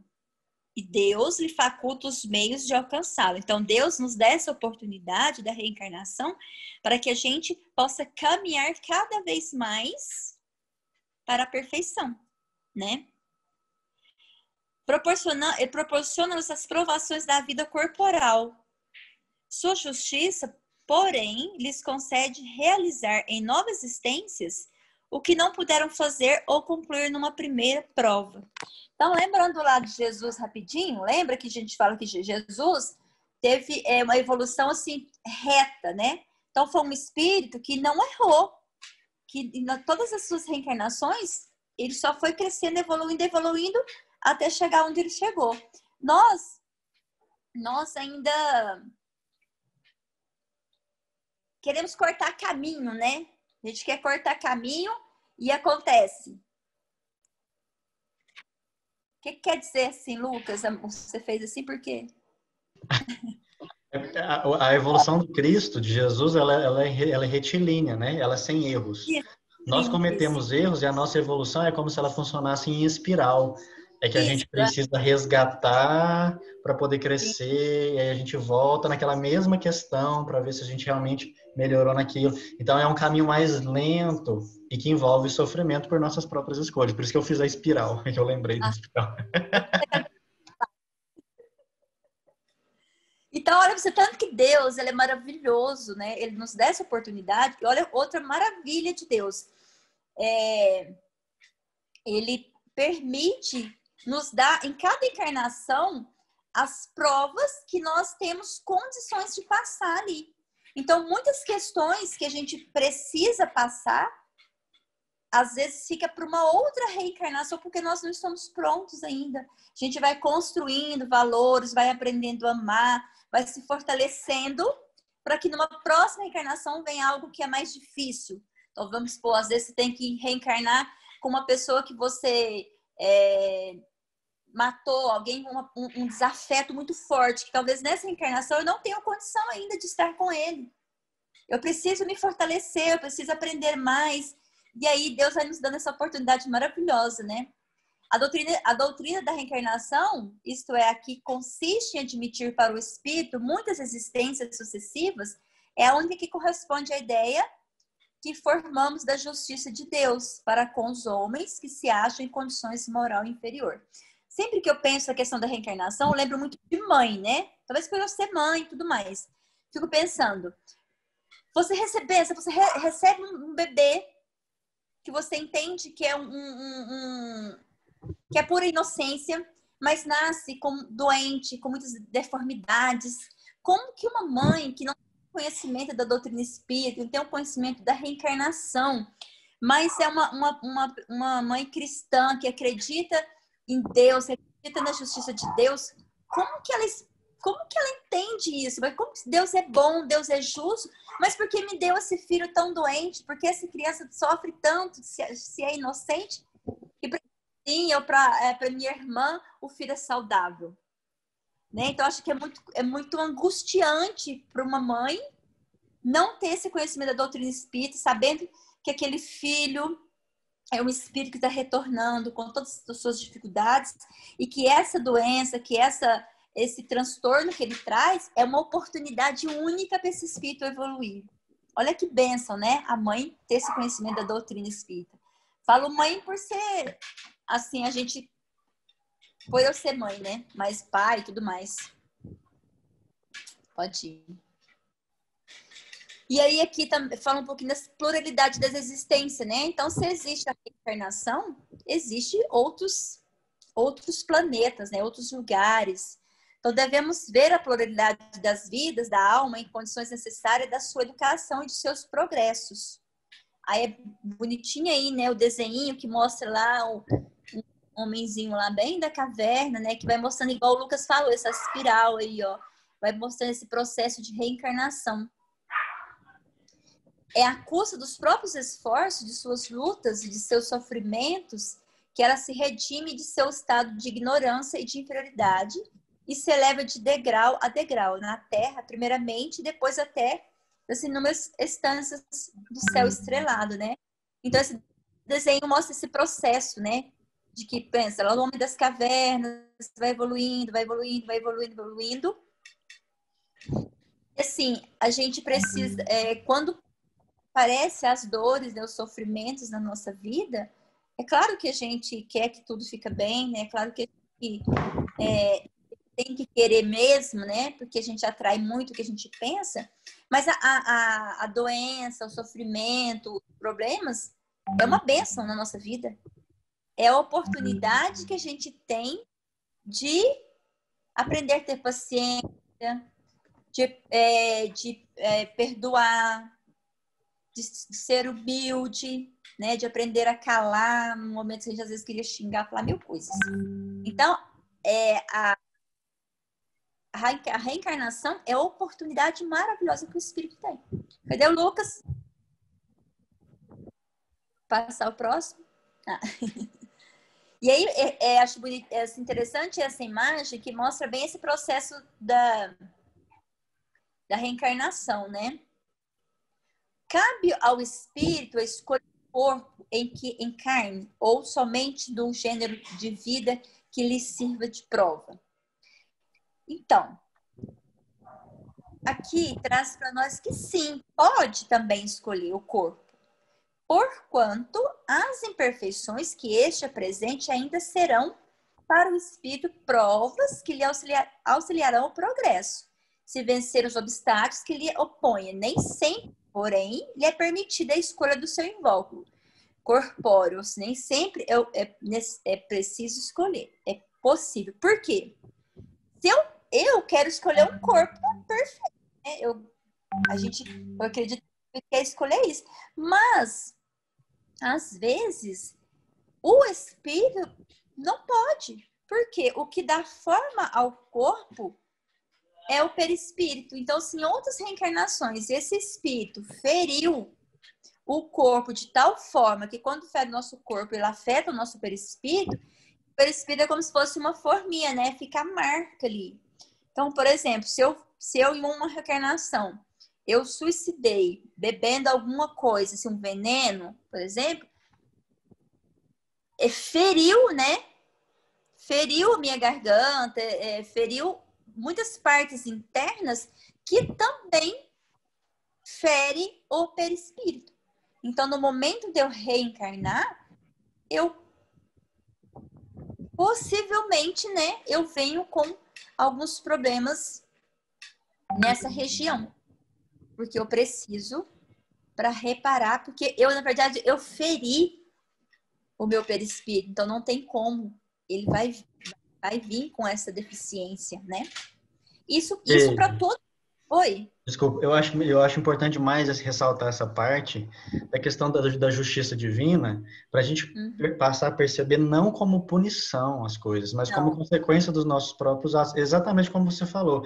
Se você agride o seu corpo de alguma maneira, energeticamente você agride o seu perispírito e o seu espírito, aquilo fica gravado, na próxima reencarnação, não existe passe de mágicas para que você se cure automaticamente. O processo de cura perispiritual também demanda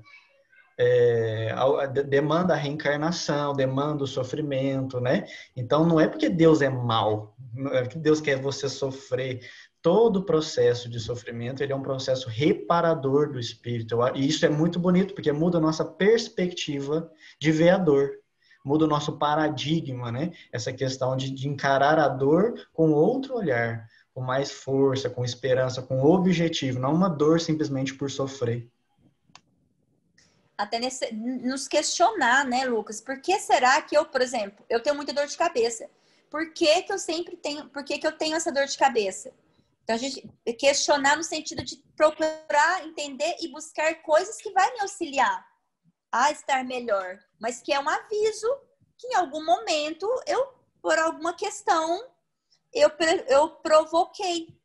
E lembrando aí, que igual o Lucas falou, não é só questões físicas também não. Por exemplo, o suicídio é uma das mais graves, mas também as nossas emoções, elas também prejudicam o nosso corpo físico, o nosso perispírito, né? Que tudo passa por nós. Então a gente precisa cuidar de nós. E também da necessidade de não precisar também ficar querendo saber o porquê das coisas. Eu tenho isso porque eu suicidei. Não interessa. Às vezes não me interessa o mal que fez, se fez mal, se não fez mal. Às vezes nem fez mal, é um outro motivo. A questão existe por uma necessidade, vamos crescer e aprender com aquilo. Sim, quando eu falo no sentido de buscar saber, no sentido assim, O que eu posso fazer para melhorar isso? E não simplesmente ficar batendo naquela questão, porque a dor tem uma raiz ali, né? Buscar um auxílio nesse sentido, sim, para procurar sanar as dificuldades. E cuidar da gente, tanto o corpo quanto o espírito, né? Pode passar. Acho que tá terminando, né? E aí fala um pouquinho de questão das reencarnações, né? Que na maioria das reencarnações, elas são padronizadas para todos os campos de manifestações puramente evolutivas. Então, na maioria as reencarnações, elas são padronizadas. Por quê? Nós que estamos no planeta Terra, a maioria dos espíritos está mais ou menos na mesma evolução, né? Então, há um padrão de reencarnação. Isso não significa que a sua reencarnação, que a minha reencarnação, ela não é cuidada ali com muito carinho por toda uma equipe, meu anjo guardião, toda uma equipe de espíritos queridos que estão ali me cuidando para que eu consiga evoluir. A gente tem muitos espíritos queridos que nós fomos conhecendo, fazendo em outras reencarnações, que em algum momento eles estão ali conosco e nos ajudam. Então não significa que tipo assim, vai ser de qualquer jeito, de forma nenhuma. Toda reencarnação, ela é muito cuidada, muito bem elaborada, muito bem esquematizada, né? Muito bem cuidada. Pode passar, Lucas. E aí, o início da reencarnação é no momento da fecundação e somente conclui entre 7 e 8 anos de idade. Isto é, o espírito se vai impregnando na matéria quando está totalmente reencarnado, quando absorve o impacto e passa a controlar o corpo. Nesse período se deu a reencarnação total. Então, há um período da infância, né, que o espírito passa de extrema necessidade, que a gente já vai falar agora, está processando, né, acontecendo aí esse período de reencarnação. Não é algo de uma vez. Há todo um processo que vai acontecendo no decorrer dessa primeira infância, mas que já começa lá na fecundação, né? Porque esse período, né, de infância, o período infantil é o mais importante para a tarefa educativa. O período infantil é o mais sério e o mais propício à assimilação aos princípios educativos. Então, quando o espírito passa por esse processo de reencarnação, é o período mais importante da vida dele, porque é o momento que ele recebe com mais assimilação todas as orientações. Por isso, a necessidade de falar do Cristo, de evangelizar, de apresentar Deus para esse espírito, né? Que todo esse processo de educação vai servir de alicerce para esse espírito, né, quando completar a sua reencarnação, que é lá pelos 7, 8 anos, onde começa a vir à tona, né, todos os seus vícios, todas as suas... esqueci. Isso, todas as suas tendências. Então, a necessidade desse espírito está muito bem acolhido, né, muito bem preparado nessa primeira infância.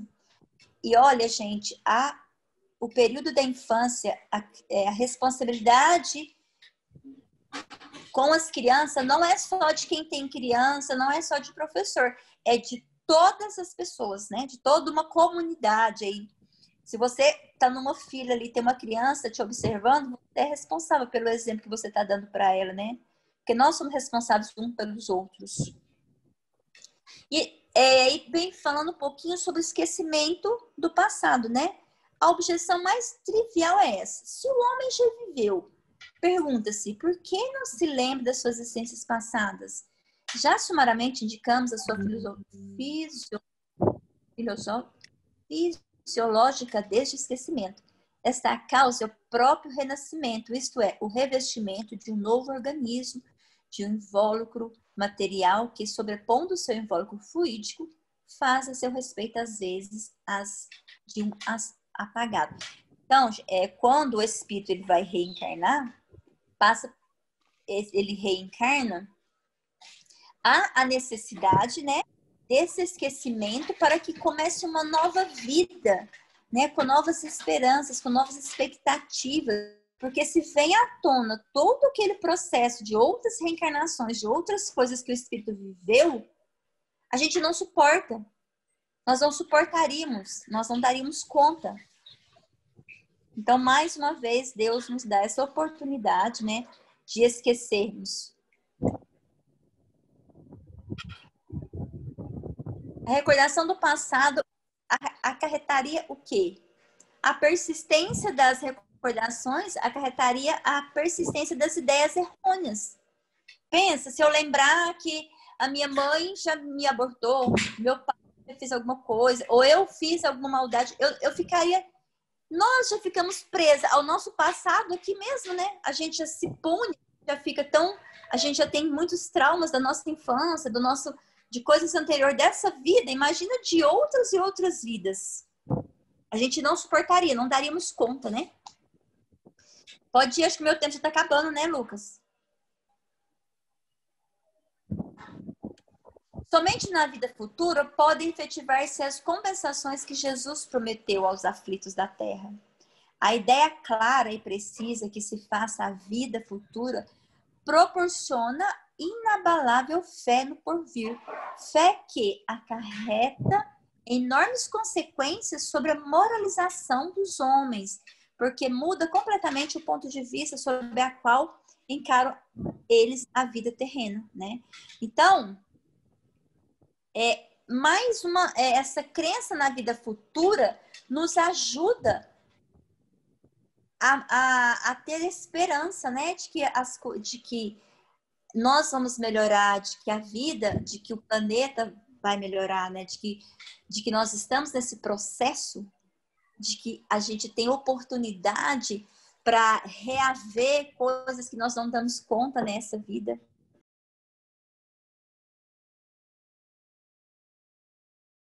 Bom, pessoal, então a nossa aulinha agora rápida vai ser sobre a desencarnação. Eu gosto só de fazer uma perguntinha, né? Tem gente que pensa que morrer é uma coisa assim muito drástica, pensa que o que vai acontecer, traz tantas coisas, esse tema, a morte, e eu gosto dessa imagem aqui porque eu acho interessante se acontecer, né, da gente deitar em casa que seja, ou num gramado, seja lá onde for, e de repente se desencarna nesse momento, aqui a moça está olhando para trás, mas vamos supor que ela não estivesse olhando para trás, não visse seu corpo, ela levantasse, saísse, fosse fazer o trabalho dela, fosse para algum outro local, como é que ela ia descobrir, pensando que se fôssemos nós, né, como é que a gente ia descobrir que tinha desencarnado ou não? Por quê que a gente fez essa... Porque, de acordo com Emmanuel, no livro Consolador, o que ele traz? Qual que seria o conceito de desencarnar? Seria mudar de plano. Desencarnar é mudar de plano, como se alguém se transferisse de uma cidade para outra aí no mundo, sem que o fato lhe altere as enfermidades ou virtudes, com a simples modificação dos aspectos exteriores. Então, é super interessante isso, para a gente refletir mesmo, que é como se a gente estivesse mudando de um lugar para outro. E aí, se você não tem, às vezes pode não ter nem essa certeza de que realmente desencarnou. Existem histórias e tudo mais, que até de um homem que morava no pico de uma montanha, sozinho, e ele desencarnou, diz que ele continuou por anos e anos, não sei se mais de 6 anos, fazendo tudo que ele fazia, a rotina dele do dia a dia, sem saber que tinha desencarnado. Então é uma coisa assim, que acontece e parece que é muito natural, né? Não dá para às vezes perceber. Muitos continuam vivendo aqui na Terra pensando que ainda está vivo, mas já desencarnou. Então o que a gente vai ver nessa apresentação? Como que se dá o processo de desencarne? Quais são os tipos de desencarne? Os prováveis medos que a gente pode sentir, qual deveria ser o comportamento, né, nosso perante um velório, perante a morte de alguém, desencarne de alguém, e como que é o pós-desencarne. Então, vamos lá. O processo, nós temos aqui um vídeo que vai falar sobre a morte de Dimas, só que não vai dar para passar. Depois a gente põe o link para vocês. O que é importante, gente? Que nesse processo, quando a pessoa está desencarnando, que não se dá ao mesmo momento, não ocorre simultaneamente a questão da morte do corpo com esse desenlace do espírito do corpo nosso. Então, o que acontece? A gente morre, o corpo aqui morre quando o coração deixa de bater. Parou de bater, a gente morre. No entanto, o espírito ele somente desencarna quando se completa o desligamento, que pode demandar algumas horas ou alguns dias, dependendo até mais, dependendo de como for o tipo da morte, esse desenlace aí do espírito com o corpo, ele pode demorar mais tempo ainda. Outro ponto importante é que essa separação da alma com o corpo, né, da alma com o corpo, ela pode ser mais penosa ou mais suave, dependendo do apego que nós podemos ter aqui com as coisas materiais. Se você é muito afeiçoado às coisas materiais ou a questão do seu próprio corpo, então, assim, dependendo de como for esse seu apego ou desapego, ela vai ser tanto mais suave ou então penosa, essa separação da alma com o corpo. Outro ponto importante é que a alma, quando está se desprendendo, ela sente um certo torpor que paralisa momentaneamente as suas faculdade, do que, de acordo com o que nos foi relatado, né, pela espiritualidade, que a gente quase nunca testemunha conscientemente o derradeiro momento nosso. Isso deve ser só para o espírito muito elevado que consegue ver, desprender, mas normalmente a gente não tem essa consciência no momento, não. E a gente também passa por um momento de perturbação. E ela pode ser de curtíssima duração, comparada a um leve despertar, mas em alguns casos também tudo vai depender da evolução do espírito. Em alguns casos ela pode demorar anos, até séculos. E assim, no caso, se a gente pode se deparar com a questão de um quadro de sofrimento, de angústia, de temor, tudo isso vai variar dependendo do gênero da morte, certo? Tipos de desencarnação. Aqui é o vídeo, nós não vamos passar, tá? Vamos pular ele, depois vocês vão assistir. Quais os prováveis tipos aí de desencarnação? Tem o desencarne natural, né, que seria velhice, quando há esgotamento dos órgãos. Tem a questão de vir a desencarnar por acidente, por um homicídio, por doença e, por último, suicídio. De todos esses que estão elencados aqui, gente, o único que a gente não contaria com auxílio da espiritualidade seria o suicídio, porque a pessoa estaria tirando sua vida antes do tempo programado. Os demais, provavelmente, se dão com o auxílio da espiritualidade no momento de fazer esse desligamento, tá certo? Oi, só fazer uma mudança de palavra para às vezes não parecer uma interpretação errada. Não é que a espiritualidade não está presente cuidando da pessoa que cometa suicídio. É a questão de não haver a programação prévia, certo? Porque a gente sempre reencarna, existe todo um programa reencarnatório, onde a gente vai estar, com o que a gente vai trabalhar, o que a gente vai fazer. Nós programamos isso. Inclusive, a gente programa a época, né, de alguma maneira, do nosso desencarne. O suicídio é o único que não é essa programação. É isso que a Raquel está dizendo em relação à assistência da espiritualidade, na programação. Mas mesmo pessoas que suicidam, com certeza eles não percebem a presença dos espíritos cuidando deles, mas existe esse cuidado, né? Só para não ter essa interpretação errada. Tá certo, obrigada.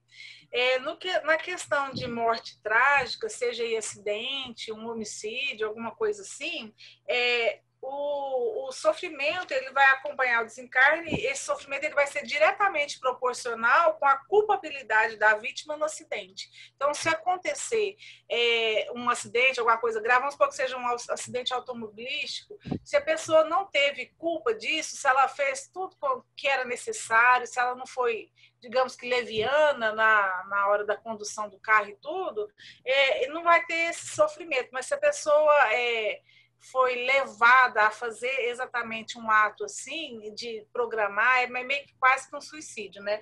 Então, assim, tudo vai depender da questão do sofrimento. Normalmente, quando acontece uma morte brusca ou violenta, o que geralmente acontece é a perda da consciência da pessoa no momento do desencarne. Medo da morte, né? O que faz a gente às vezes ter medo da morte? Eu acho um ponto muito interessante aí, é que esse temor nosso da morte, normalmente é um efeito da sabedoria de Deus, porque na lei de Deus está que nos foi dado a cada um de nós um instinto de conservação. E esse instinto de conservação, ele é importante, porque senão a gente, como é que a gente às vezes teria cuidado conosco mesmo, a gente às vezes seria mais... a gente nos colocaria mais em risco, né? Propensão para morrer com facilidade. Se a gente não tem medo, a gente faria coisas assim que poderia nos levar à morte com muita facilidade. Então, esse instinto aí, ele é muito importante. Quais seriam os tipos de medo? Já vamos passar aqui. Medo de não mais viver, que seria a questão que a gente acabou de falar, né? Que esse instinto de conservação, ele nos serve de freio. Aí é outro ponto importante, medo de doer, que acontece quando a gente é cometido de alguma doença, e seja aquela que acaba pela morte, ou então até aquela que a gente se cura dela, mas a doença ela costuma trazer esse medo, que é o medo de morrer, né? Mesmo que a gente se cure, geralmente quando a pessoa está doente, ela costuma sentir esse temor. Então, normalmente a doença é uma questão que traz tristeza, né? Quando a pessoa se vê definhando aos poucos, isso costuma causar tristeza e temor da morte. Medo do desconhecido. Nesse caso aqui, seria a questão da gente temer, né, o que vai vir após o túmulo. Então, mas com a doutrina espírita, a gente sabendo que a vida continua, isso deixa de ser um dos nossos medos. E, por último aqui, o medo de sofrer. Normalmente, todos nós, né, a maioria de nós, ao longo dos séculos, aí, pensando em encarnações anteriores, a gente foi levado a acreditar que com a morte você pode ir para um lugar muito ruim, que eles chamam de inferno, ou então, às vezes, para um lugar bom. Então, essas descrições aí da questão do inferno, das penas eternas, do purgatório, isso costuma também levar as pessoas a ter medo de sofrer do depois, o que vai vir depois. E o último aqui, o medo de perder, né? Então, seria aquela questão do apego mesmo, seja apego por coisas materiais ou até por pessoas, né? A gente, não queria ficar longe do meu marido ou do meu filho. Então, assim, aquele apego que a gente pode ter, seja por coisas materiais ou por pessoas. Então, isso também causa medo. Eu estou falando rápido porque eu estou preocupada com o horário. Por que os espíritas não temem a morte, né? Porque o conhecimento da doutrina espírita ela exerce uma benéfica influência no sentido da gente ter uma questão de equilíbrio, a gente saber que a morte não acaba com o fim do corpo, né? Que a gente passando para o lado de lá, a gente continua vivo, a gente tem o nosso perispírito, o nosso espírito. Então, assim, esse conhecimento do espiritismo, que nós não somos só o corpo, isso traz um equilíbrio para a gente. Mas um outro ponto muito importante também é que, além de tudo, de conhecer o espiritismo, outro ponto que é importante para nós espíritos é saber que ter a consciência tranquila, é fazer ter a prática do bem. E esses são fatores decisivos para a gente despertar bem, digamos que, no outro plano, no outro local.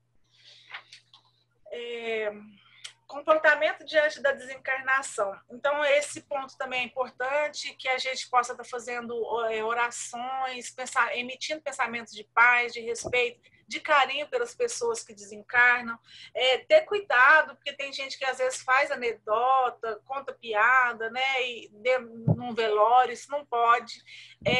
Quem desencarnou, como a gente falou, que o momento da morte não é aquele que o coração para de bater, às vezes demora mais tempo, o espírito pode estar ali próximo ainda, quando é o seu velório. Então, a gente ter esse cuidado de fazer prece, fazer silêncio, se puder estar cantando músicas elevadas também, isso tudo vai ajudar no desligamento da pessoa. E outro ponto importante, que a gente até colocou na aula passada, sobre a questão de uso de velas, tem gente que pode pôr vela, não pode pôr vela. No espiritismo, isso não tem significado nenhum. Sobre a questão da cremação dos cadáveres, até o Lucas falou na outra aula que Emmanuel consegue esperar 72 horas, mas isso não significa que se não esperar aí, se a pessoa vai sentir o calor, tudo, geralmente o espírito foge, né? Foi o que o Lucas falou para a gente, mas se puder esperar esse tempo, é bom. A questão do choro, ele assim, a gente chora mesmo, as lágrimas vão nos aliviar, mas tem que tomar cuidado de não ser uma coisa assim fora, né? Que assim, você atrapalha o desligamento do espírito se você tem se você tem emoções muito intensas. Se você, igual tem gente que dá show e tudo mais, né? Então, assim, a gente tem que lembrar que a gente tem que ter uma atitude de compreensão e oração. Não é fácil falar isso, quando a gente está vivenciando é complicado, mas é sempre relembrando que a vida continua, isso é muito importante. Processo pós-desencarne. Ao despertar no plano espiritual, o recém-chegado se deparará com as invariáveis realidades. Normalmente, né, tem uma visão panorâmica da última existência que você teve. Você vai ter a forma que você teve também, que é a última forma física. Pode acontecer a questão do encontro com os espíritos afins, sejam elevados ou inferiores, vai depender da sua sintonia, quem que você vai estar atraindo. É possível fazer uma analogia, né, do meio espiritual com a paisagem terrestre, porque aqui na Terra a gente pensa que lá é cópia daqui, mas não. Aqui na Terra é a cópia do plano espiritual. Então, tudo que a gente tem aqui é uma cópia simples do que tem lá, certo? E também é um momento da gente encontrar-se consigo mesmo. Tem um livro que é intitulado A Crise da Morte, falando que dependendo do nível evolutivo que a gente se acha, a gente vai se encontrar ou no lugar radioso ou no lugar tenebroso. Então, depois da morte, cada um vai para um lugar onde ele se sintonizar. Cada um vai se deslocar para a região espiritual que estiver em concordância com o seu modo de viver. Então, é bom que fique claro essa questão, que a gente vai se encontrar naquele local onde a gente se sintonizar. Tá ok? Aí eu fui rápido, eu estou preocupada com o tempo. Quando o tempo está apertado, eu fico apavorada com o tempo. Mas aí, se você quiser complementar com alguma coisa, Lucas, eu acho que é isso. Tem uma frase de Jesus que eu gosto muito, é uma das minhas preferidas. Ele fala assim, ó: quem persistir até o final será salvo. Quer dizer que considerem-se todos salvos. Persistimos até o final. Gente, eu acho que é isso, né? Falamos um monte de coisa. Eu sei que muitos de vocês já participaram da maioria das aulas, né? Obrigado por estarem aqui com a gente. Eu acho que passamos 2 minutos só, então fomos cravados no que a gente tinha combinado.